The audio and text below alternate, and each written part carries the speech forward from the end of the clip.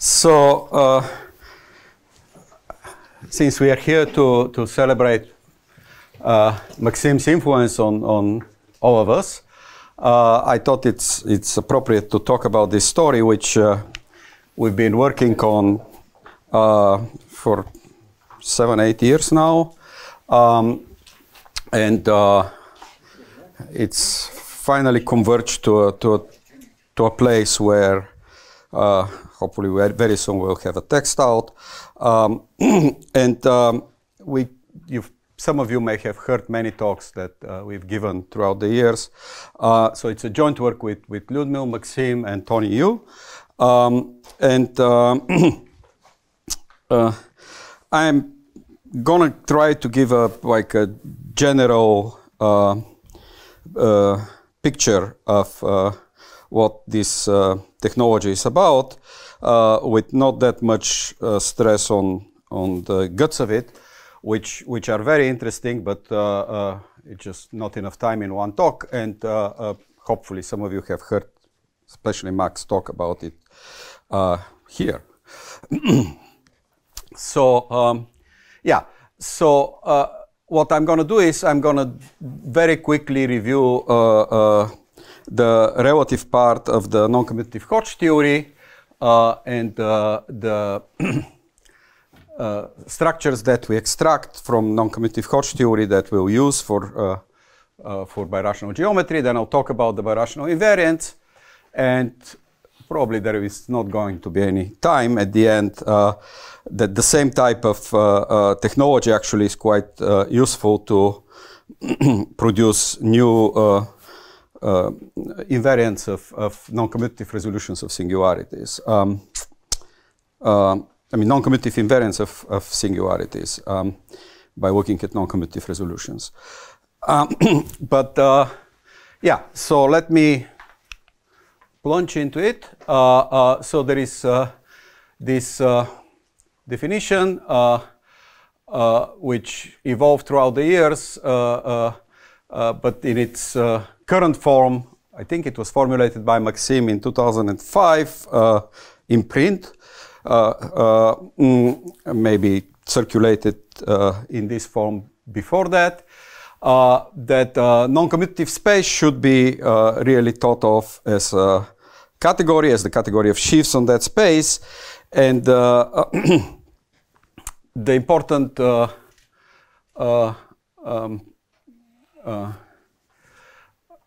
thing, so it's some category which, for me, I'm going to deal with complex algebraic spaces. So it's going to be a complex linear category which will be Z2 graded, differential graded with Z2 grading.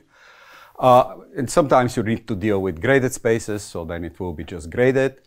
And the properties that you need in order to get things off the ground is that it has to have all limits and colimits in the homotopy sense. And right, so yeah, I mean, I just wrote what it means for it to be graded, and so it's enriched over complexes which are either Z2 graded or graded. And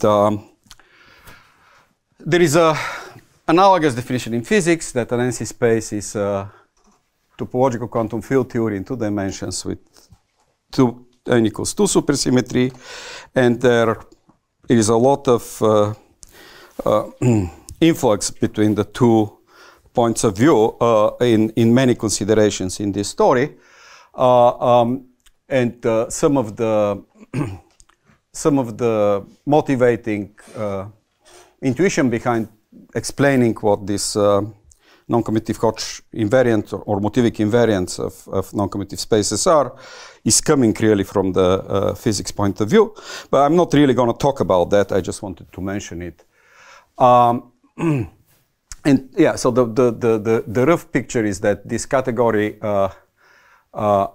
is the category of sheaves on a space, or the category of boundary field theories associated with your topological twist. And there are many examples that come from geometry, and just so that I mean we've mentioned them in one form or another already, the important ones, but let me just list some of the ones that you should keep in mind when we look at what we're talking about. So if you have a scheme of finite type, you can think about it as a graded non-commutative space by taking the DG category of quasi-coherent complexes. And if you have a symplectic manifold, you can think about it as a non-commutative space by taking its Karoubi closed derived Fukaya category. You can talk about similar gadgets that you construct out of either a symplectic Landau-Ginzburg model or a homomorphic Landau-Ginzburg model. And there you get Fukaya-Seidel categories and the categories of matrix factorizations. And so it's good to keep those. Why doesn't it work? Keep those in mind. But one lesson you learn very early in this universe of non-commutative geometry is that you get a lot of mileage out of treating in a uniform way complex and symplectic spaces, and then various geometric properties that you would like to have, they encode in the categorical structure. So things like being algebraic, being smooth, being proper, being Calabi-Yau, these are properties that you can recognize and define entirely in categorical terms. So you can talk about all of these algebraic, smooth, proper, Calabi-Yau non-commutative spaces. And the additional structures that you get on cohomology in ordinary algebraic geometry, like motivic structures, Galois actions, Hodge structures, they appear also in non-commutative geometry and are instances of these non-commutative Hodge structures that we'll use to produce birational invariants. So here is the definition in its minimal form that we need. So a rational non-commutative Hodge structure, it's a triple.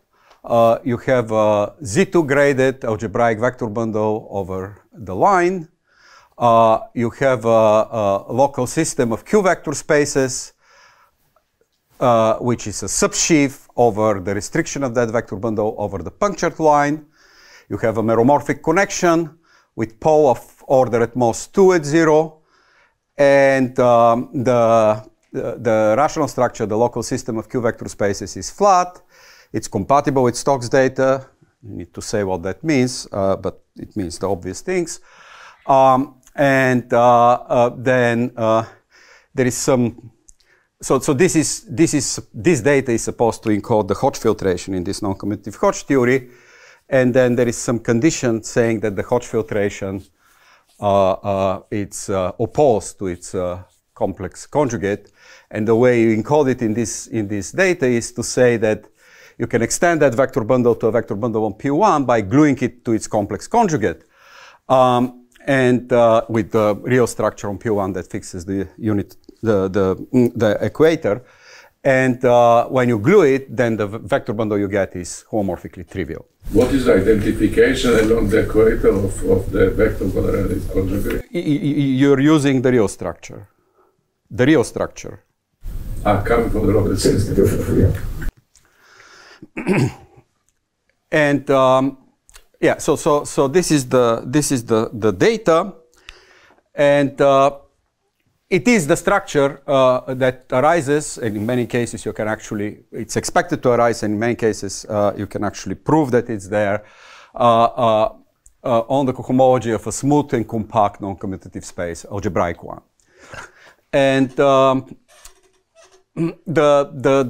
classical pure Hodge structures from Keller geometry or from projective geometry, they are incorporated in this picture, but you need to follow the grading to make it a Z2 grading. So it really gives you the classical Hodge structures modulo the action of the Tate twist.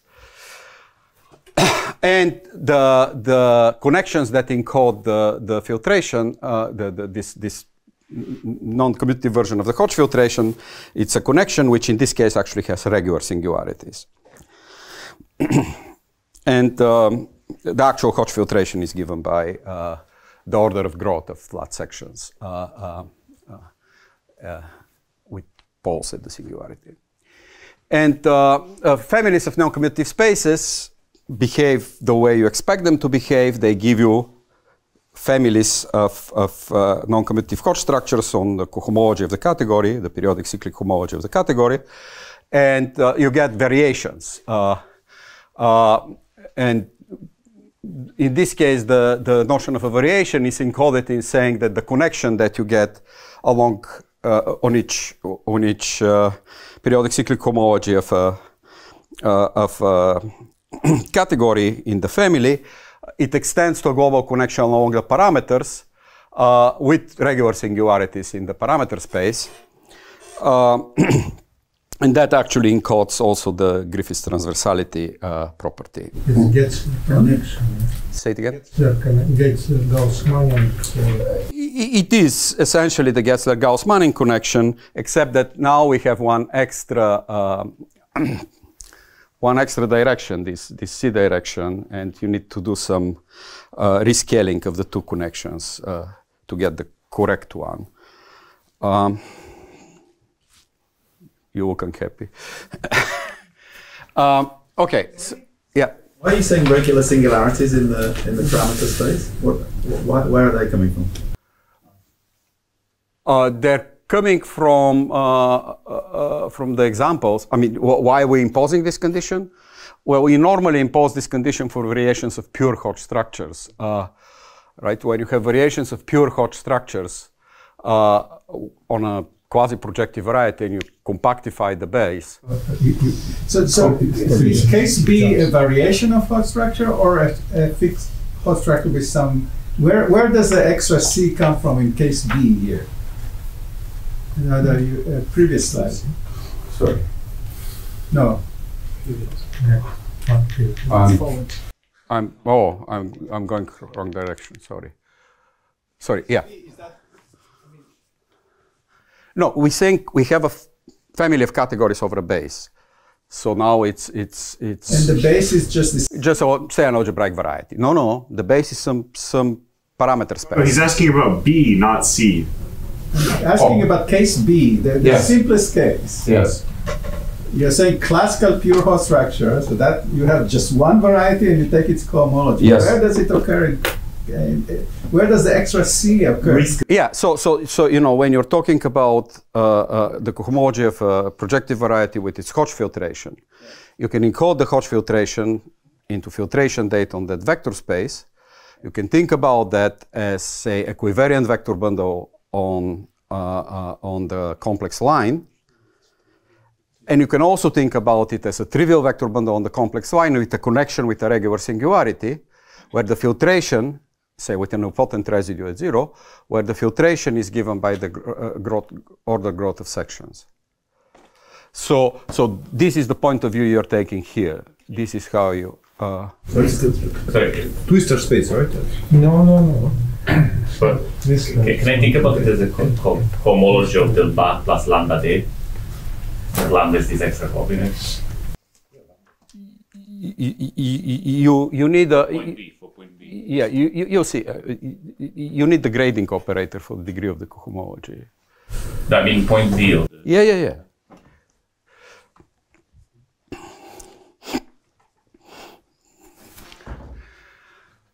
Okay, so the one that's really relevant for the for this birational story is the one that comes from the symplectic data, and that one starts with a symplectic manifold. Then the associated non-commutative Hodge structure is given by the Dubrovin first structure connection. So the connection, so the vector bundle is just the trivial vector bundle with fiber homology, and the connection is written here in in its so it's kind of a mild lie here that we need to multiply by quantum multiply by the first-chain class, by the anti-canonical class of our manifold.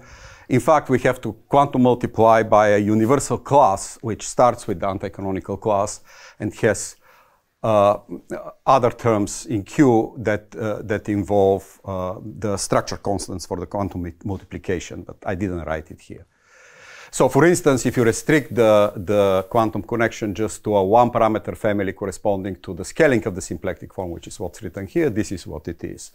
But in general, there are deformations of the Fukaya category that correspond to the full cohomology, and then Q has to be a parameter on the full cohomology space, and then the thing that you're multiplying by looks slightly different, but I'm going to ignore that. So this is the second order pole, and then there is another piece in the Laurent tail, which is the grading operator, which multiplies the degree K cohomology by the degree minus the dimension over 2. And this is the quantum multiplication for that symplectic form. So one thing we actually learned from analyzing examples in homological mirror symmetry is that these non-commutative Hodge structures are very powerful when you try to understand some shadow of the geometry in algebraic terms. And both the A model and the B model ones come up because they're exchanged by mirror symmetry, so they come up together into powerful algebraic data that you can use to deduce geometric properties. The downside is that it's hard to work with them. They're difficult to compute and classify, mostly because we don't really understand all the terms in the quantum multiplication for the A model one. What is HMS? Homological mirror symmetry. And so the goal we had when we started thinking about this is to find some tractable and computationally accessible projection of the data of a non-commutative Hodge structure, or a variation of non-commutative Hodge structures that you can actually work with in practice. And this leads to this notion of an F-bundle, which is not that different from the non-commutative Hodge structure with its Hodge filtration, but it's more user-friendly. So in this story, actually, you'll see. So one of the big deficiencies of the quantum product is that it's usually defined over a Novikov field, and convergence is a big unknown. And many of these properties really depend on analyticity because, as I said, there is, for instance, in the definition of the rational structures, there was compatibility with Stokes data, so you need to know what analyticity means. And if you want to get these examples coming from symplectic geometry, this gives you a disconnect. And so one way to circumvent that is to actually work with analytic families, and eventually we work with analytic families, but over a non-Archimedean field. So there will be rigid analytic. So for now, I'm going to say we fix a field of characteristic 0. We take something like a formal disk over that field. And an F-bundle is a space, a vector bundle, and a connection. So the space is going to be analytic, algebraic, formal, whatever category you want to work with. But eventually, as I said, we'll work with rigid analytic guys over K. And it will be a supermanifold. So it's important that it's a supermanifold because, as I said, the space parameterizing the deformations of Z2 graded category is naturally supermanifold. So we'll need to or super analytic space. So we'll need to do that. And we have a super vector bundle over it across the disk. And you have a meromorphic connection with poles at most at the close point of the disk, such that the pole is at most of order 2, and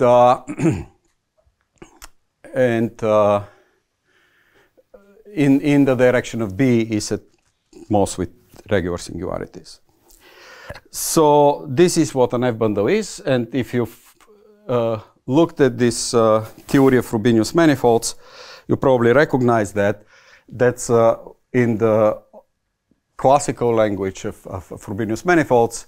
If this was a complex analytic datum without the super, if it was like an even complex analytic datum, that's called an F manifold by Hartling and Manin. So the mild extension of the usual language is that you're allowing not analytic things, and but yeah, in Hartling and Manin they also insist on convergence in the U direction, meromorphicity in the U direction. So yeah, one mild thing is that you allow other types of analyticity or convergence and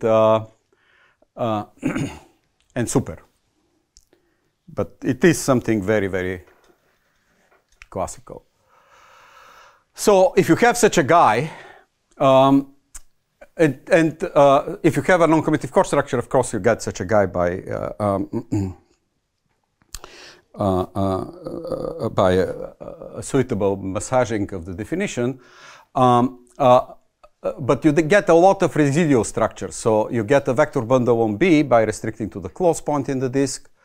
You get a relative flat U connection on the bundle by just projecting to the differentiation along B, sorry, it's yeah. This, yeah, so along B, so this, you know, when you project vertically along differentiation just along B, what you get is not a connection, but it's really a U connection in the sense of, you know, U is lambda. Right? It scales the symbol by U, and you get a Higgs field, which is coming from the second order pole, and you get an endomorphism. And sorry, the Higgs field is just the one coming from the U connection, and the endomorphism is coming from the leading term in the Laurent tail. And because of the flatness of everything, the Higgs field is integrable. And the endomorphism actually preserves the Higgs field, commutes with it.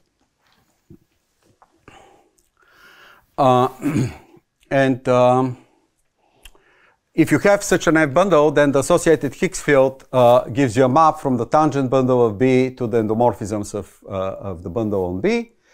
And so it realizes the vector fields on B as a commuting family of linear operators on this vector bundle. And now here is an important notion. An F bundle is called maximal at some point if this algebra of commuting operators is an isomorphism. This map from the tangent bundle to the algebra of commuting operators, evaluating at a point gives you an isomorphism between the tangent bundle and H0. And maximal without qualifications means that it's maximal at every point. And if you have a maximal F bundle, then the tangent bundle of B inherits the structure of a unital commutative associative algebra, which is embedded in the endomorphism algebra of the vector bundle. And so B is a formal manifold, F manifold in the sense of Hartling and Manning, which is what I said before. It's also equipped with, it's not just an F manifold, it has this extra structure, which is the Euler vector field. The Euler vector field, in this case, is the one given by kappa, by the endomorphism. And the powers of the Euler vector field with respect to the product on the tangent bundle, the product is the one induced from the endomorphism algebra, actually gives you the action of the Witt vectors, as is expected in the theory of Frobenius manifolds.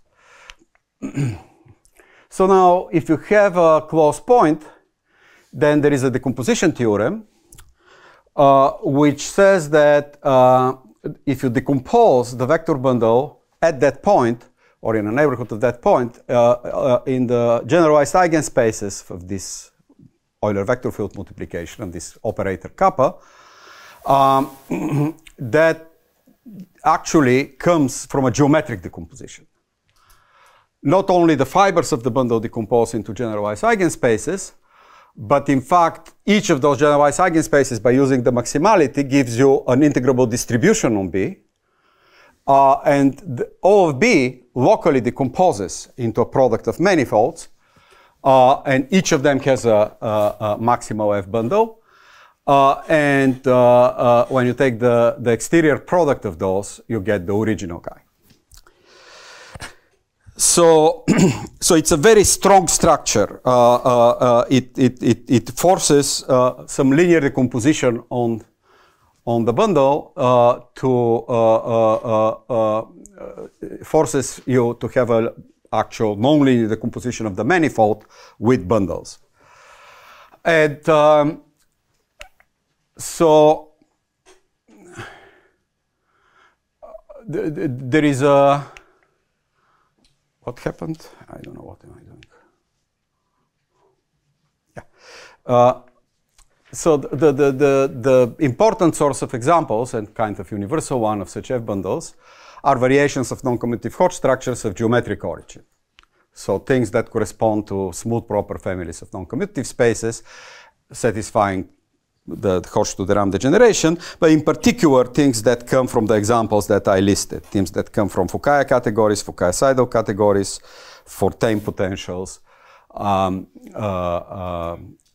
matrix factorization categories, or families of varieties. And the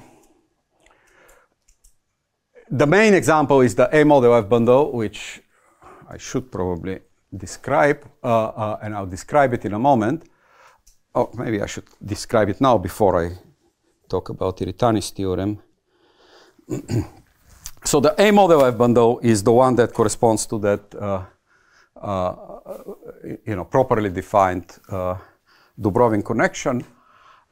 So now you have to do it for all deformations of the Fukaya category. So you start with a symplectic manifold. We'll assume, just for simplicity of the description, symplectic form fixed and with integral periods. You look at the genus 0 Gromov-Witten invariants. You assemble them in a generating series using basis on the cohomology and corresponding coordinates. And use the quantum product, which is given by the third derivative, and the Poincaré pairing. Then take the trivial vector bundle with fiber H, and now write down a connection which differentiates both in the U direction and in the direction of the cohomology, which parameterizes the deformations of the Fukaya category.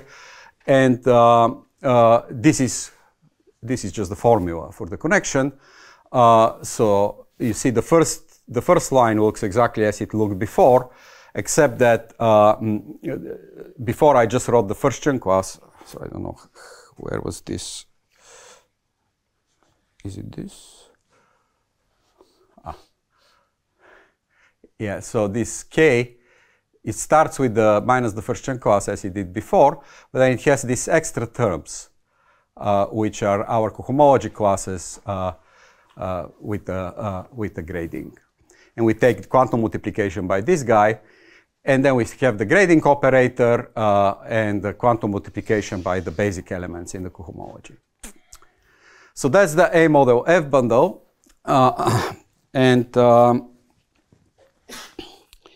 Now, the thing that actually delayed this project for a long time is that in order to get from this type of data birational invariants, you need to know how they behave with respect to blow-up. And it's difficult. And so there is this theorem that Iritani proved last year, which solves this problem, showing that if you take the A model of F bundle the way we defined it, then and if you blow up X in a smooth center and take the corresponding F bundle for the blow up, then it has also decomposition into a product of maximal F bundles. But now the pieces are the same as the pieces that you see in the cohomology of a blow-up. So there is one piece, which is this one, which is just the F bundle of the original variety that you are blowing up. And then there is another piece, which is the F bundle for the center of the blow-up. And this one is repeated m-1 times. So the A model F bundle for the blow-up, it really looks like the A model F bundle for the disjoint union of the thing that you're blowing up and m-1 copies of the center. And so this is a theorem in Gromov-Witten theory. I should say, so Hiroshi Iritani proved it last year in the formal setting. So in this theorem, in the way he formulated it and proved it, all of the spaces are formal. But in fact, by the way, to ask what formal means here? formal disks. They're formal neighborhood of the origin in the cohomology.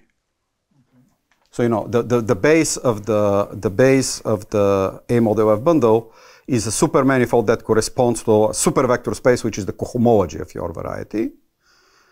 You just take zero, or in fact take a special point in the cohomology, and take a formal neighborhood. So in the even directions, it's just a formal neighborhood of that, and then in the odd directions is exterior algebras.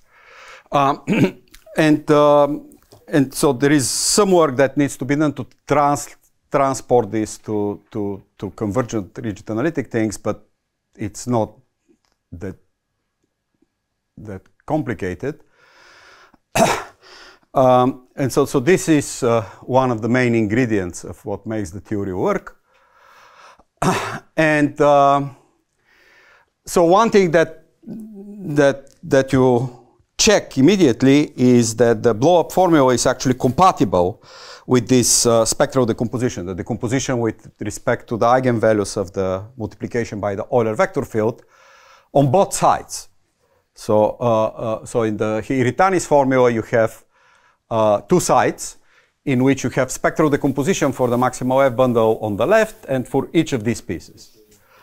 And the formula actually respects spectral decompositions. And so you can use these pieces in the spectral decomposition as blow-up invariants of X. But in order to actually make them invariants, we have to put some natural symmetries on them, some natural extra structures on them, and keep track of them. So the key thing, if you want to say it philosophically, that makes these things invariants is that each of these elementary pieces, which we call atoms, and I'm going to define them in a moment,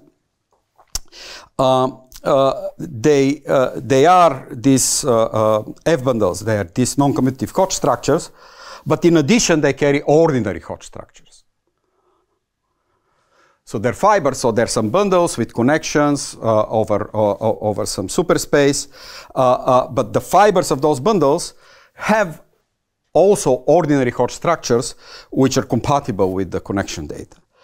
And so when you keep track, so this comes from the, not from the symplectic geometry of your underlying variety, but comes from its complex structure. And if you keep track of both, if you keep track of the non-commutative pieces corresponding to this spectral and blow-up decomposition, and the Hodge structure pieces, Hodge type, ordinary Hodge type of information, then you get good invariants. You get invariants that are powerful. Okay, so what are the symmetries? They're the symmetries that really detect the ordinary Hodge structures. So there is a version of the Mumford-Tate group, which is the group whose representations are the polarizable pure Hodge structures, but one that remembers, folds the grading into a Z2 grading. So the way you do it is, so there are there is a character of the Mumford-Tate group, and there is a co-character. The co-character corresponds to the Hodge grading on a representation, and the character corresponds to the action on the second homology of P1 on the Lefschetz motif. Sorry? Weight grading. Weight grading. Sorry, weight grading. Weight grading. The Hodge weight. Yeah, no, not the bi-grading of the Hodge structure, but the Hodge weight. So the group you want is the kernel, the one that, because we're modding out by the action of the Tate twist, you want the kernel of pi, and we need to keep track of the Z2 grading, Z2 weight, and so we don't need the image of the full co-character, but we need to keep track of -1 in the image of I. And so it's a pro-reductive algebraic group. It's the Galois group if the category, the pair G and epsilon gives you the Tanakian category of pure polarizable Z mod 2 Q Hodge structures, Z mod 2 graded Hodge structures.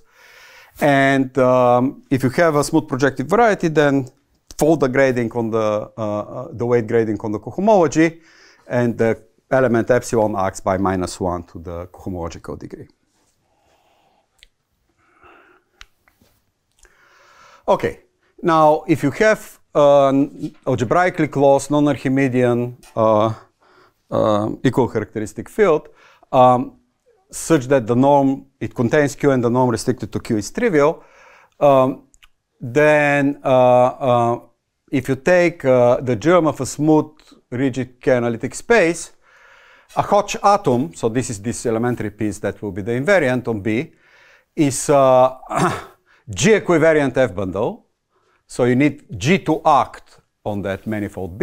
You need to have a vector bundle, which is equivariant for the action of B, but the action of G on B will be trivial. G is who? Is this? G is this Z mod 2 Mumford-Tate group, yeah. You can have other groups for other theories, like motivated cycles give you an interesting group. The action of the Euler vector field on H0 has a single eigenvalue. So that's the elementary peace condition. That's why it's an atom. And we say that two Hodge atoms are equivalent if they arise as the germs of some complex analytic space, superspace, at two different points, connected complex analytic superspace at two different points. So it really sees only up to analytic continuation, this eigenvalue condition.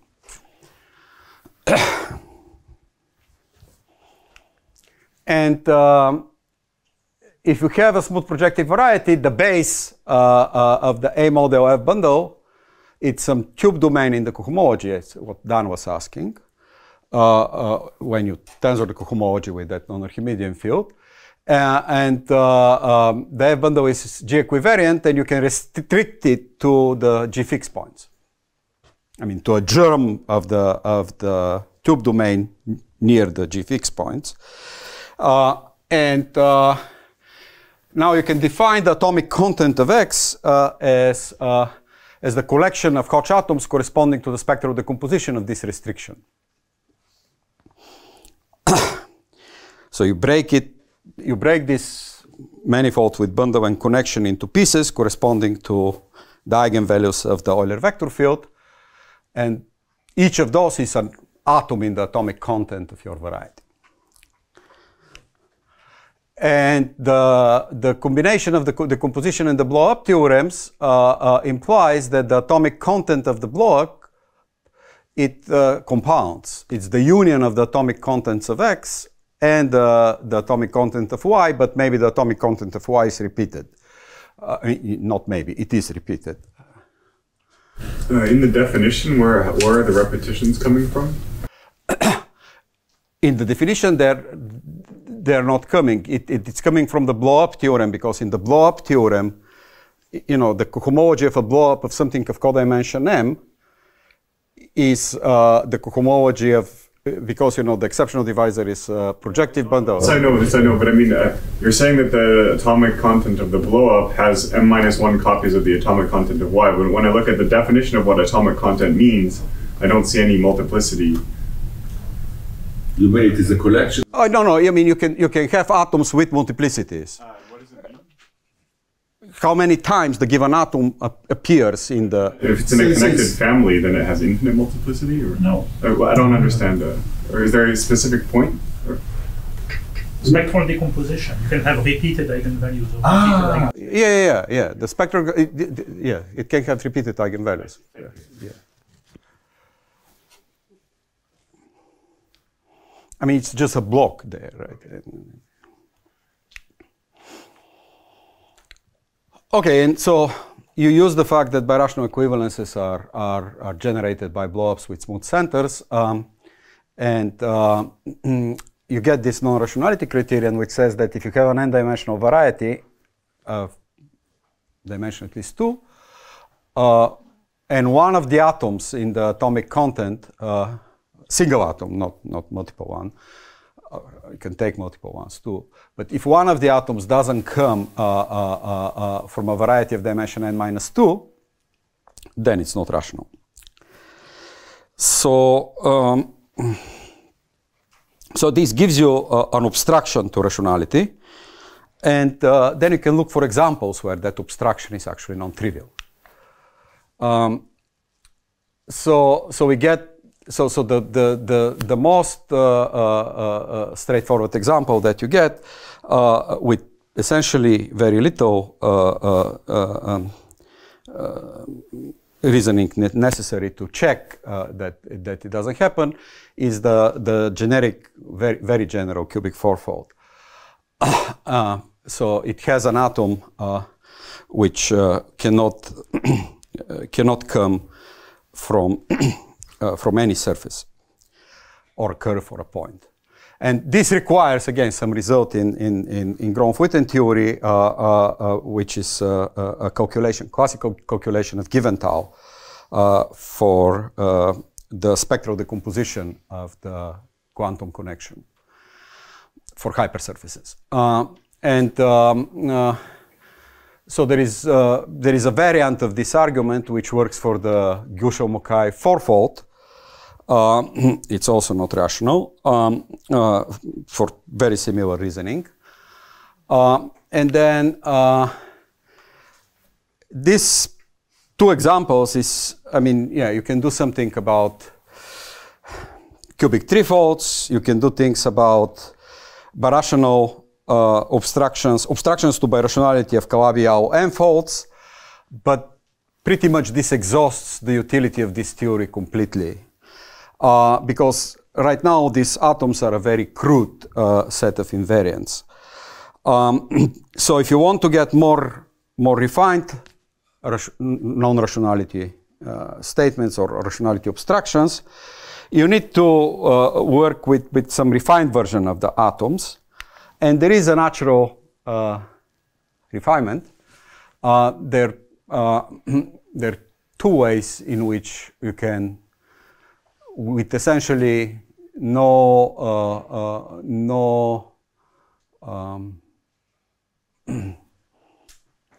searches, no investigation, enhance the notion of an atom.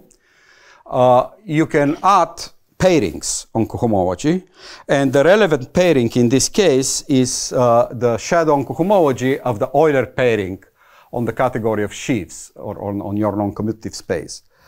So your non-commutative space has a natural Euler pairing given by the Euler characteristic of the home spaces, and on its algebraic K-theory, and by the Fried-van der Wacker construction, you can construct it on the topological K-theory.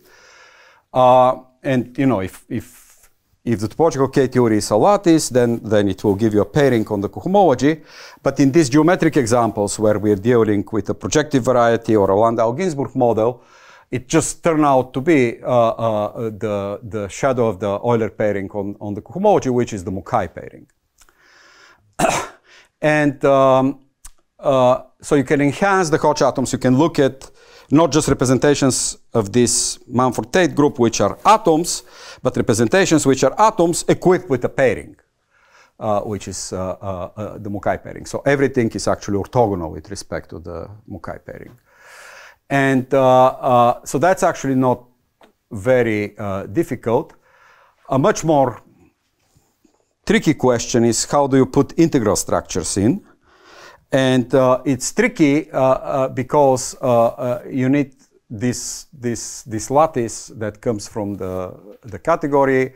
You need to produce it somehow in the geometric context. And for instance, in the symplectic context, which is the one we are dealing with, there is a version of the lattice which is coming by a correction of the usual integral structure by a gamma class. And this correction actually really requires analytic conversions of the connection or of the quantum product. So if you want this to make sense in the rigid analytic context, you need to actually redefine the gamma corrected integral structure in a different way. And that actually requires work, some serious work. But it's possible to do, and we do it in the Fourier dual picture of this perv zero guys that Misha was talking about this morning. In fact, this would have been much more straightforward and easy if we had a version of the Riemann-Hilbert correspondence in the rigid analytic context over these eco-characteristic non-Archimedean fields, at least for the perv zero guys. But since we don't, we have to do it by hand. So we have some partial version of Riemann-Hilbert that we use. And once you do this work, then you get this enhanced atom invariants, which come from the spectral composition of F bundles, and they're equipped with a pairing and an integral structure. And again, the blow-up and the composition of the A model F bundles are compatible with these refinements. So it's easy to check they're compatible with the pairing refinements.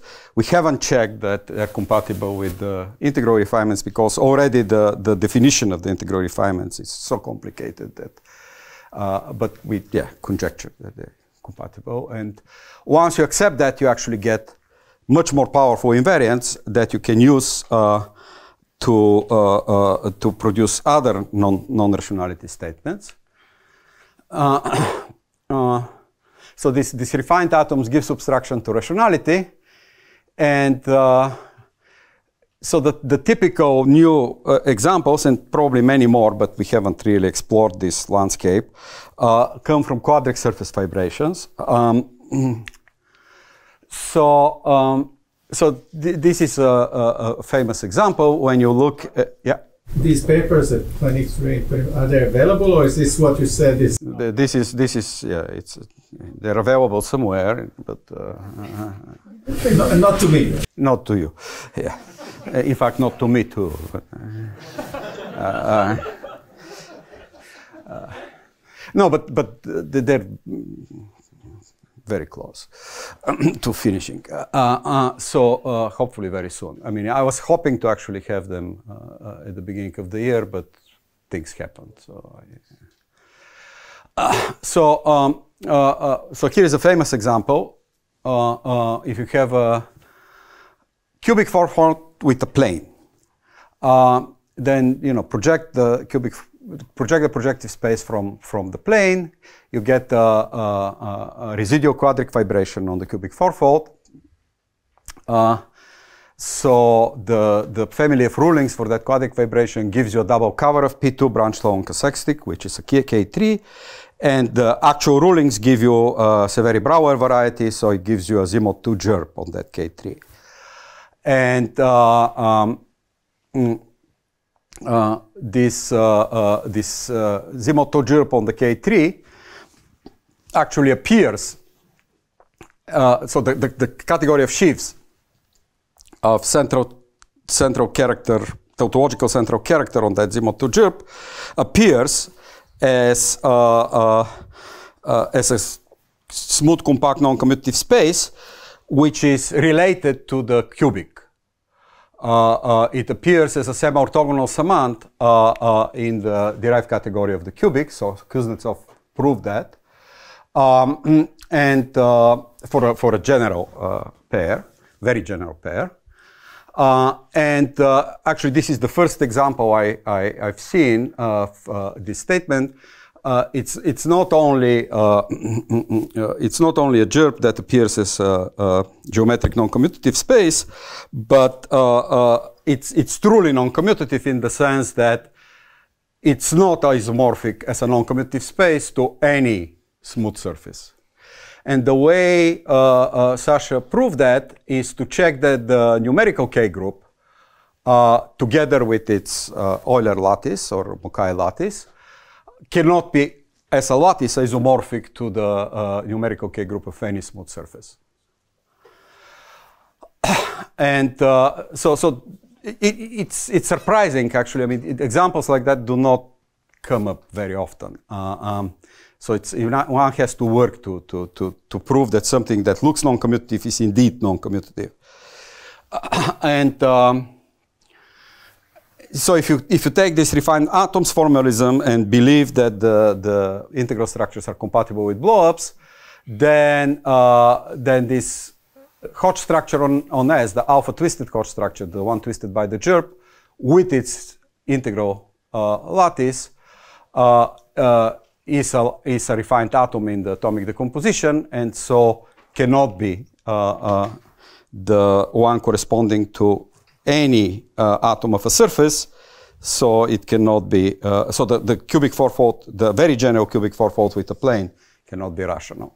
So it's not theorem second, it's theorem, yeah? A theorem, yeah. Theorem because it's modulo that conjectural statement about compatibility of integral structures with blowup.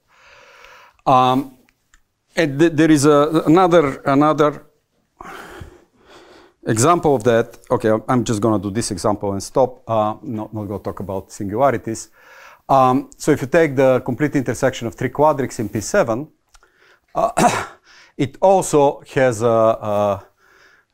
this hyperbolic reduction, which gives you a quadric. So it has a birational quadric surface vibration over P2. And again, the same construction, the obstruction to the Brouwer obstruction to trivializing the ruling, the universal ruling for that family of quadrics, gives you now a double cover of P2 branched along an octic with a Z-mod 2 GERP. So it's a surface of general type with a Z-mod 2 GERP. And again, the Kuznetsov theorem about the semi-orthogonal decompositions actually holds in a complete generality for quadric surface vibrations. So this non-commutative space is a piece in the derived category of X. And then you can check, again, the same thing, that the numerical K lattice of this surface of general type with Azimuth 2 gerp is not isomorphic to the numerical K lattice for any smooth surface. And so the derived categories cannot be equivalent. And this gives a new proof of a theorem of Yuri and Brendan and Alyona from 7 years ago, which, but using this technology, so new theorem, if you want, a new theorem proof, says that the very general a very general intersection of three quadrics is not rational. The interesting thing is that when you analyze, so there is a, there is this qualification about things being very general, and you can actually ask how general, right? You can ask when does this thing fails, and you can analyze what happens with the integral structures, and you can analyze. I mean, in fact, Hassett, Pirutka, and Chinkel, they analyzed what happens for the non-general points, and you get the same non-general points. So this is the same condition. So that's encouraging. And I'm going to stop here.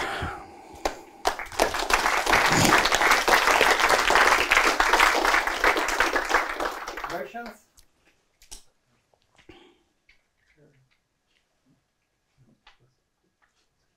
Yeah, may I ask what about mixed Hodge structure? Is that analog of mixed Hodge structure? Exactly my question. There is an analog of mixed analog of non-commutative Hodge structures, but I mean, you can give the definition. It's not a problem.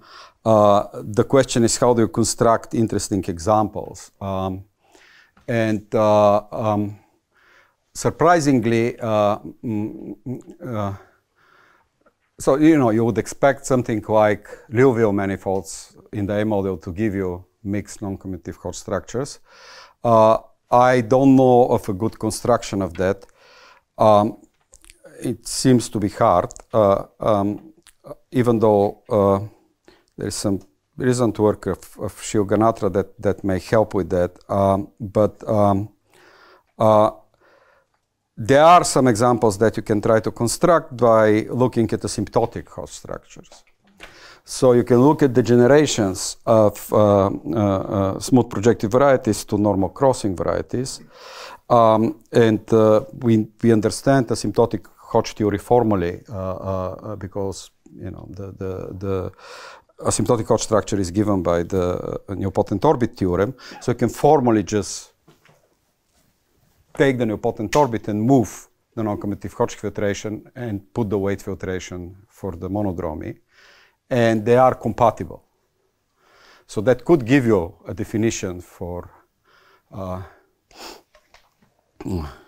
asymptotic Hodge structures on the nearby cycles in this non-commutative sense, at least for the A model one. I mean, at least the compatibility works. It's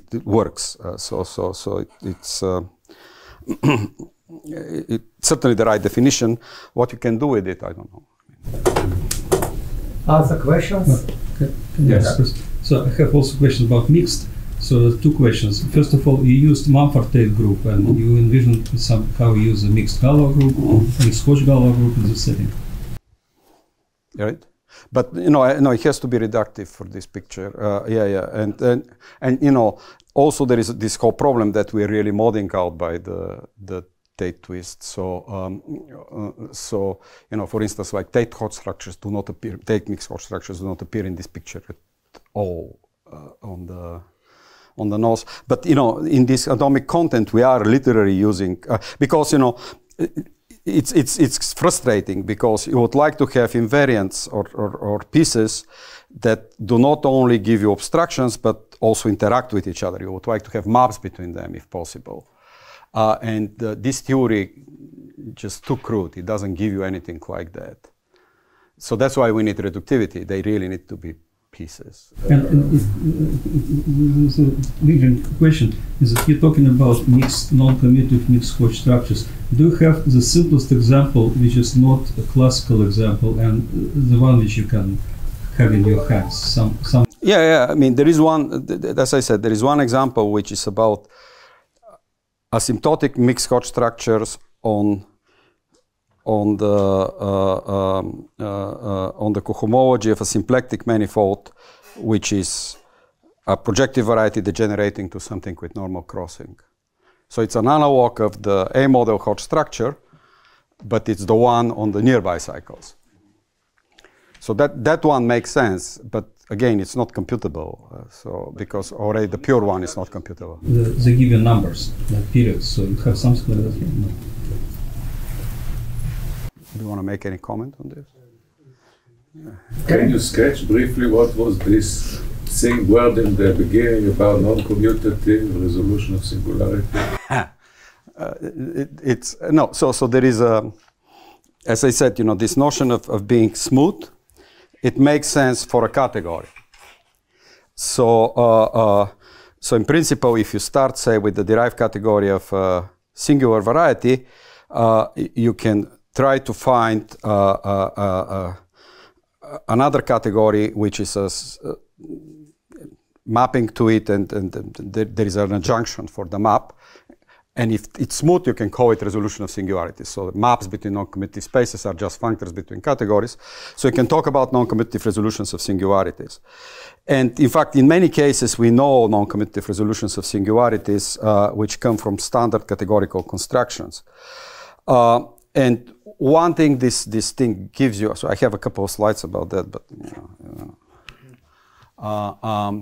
it gives you like invariants on the cohomology of this like minimal non-commutative resolutions if you could construct them, and they again come from these atoms, but so yeah, I don't have time to explain it, but it's something that it's some piece in the cohomology which ends up being a pure Hodge structure because it's an atom, and it's sitting between the intersection cohomology of the singularity and the cohomology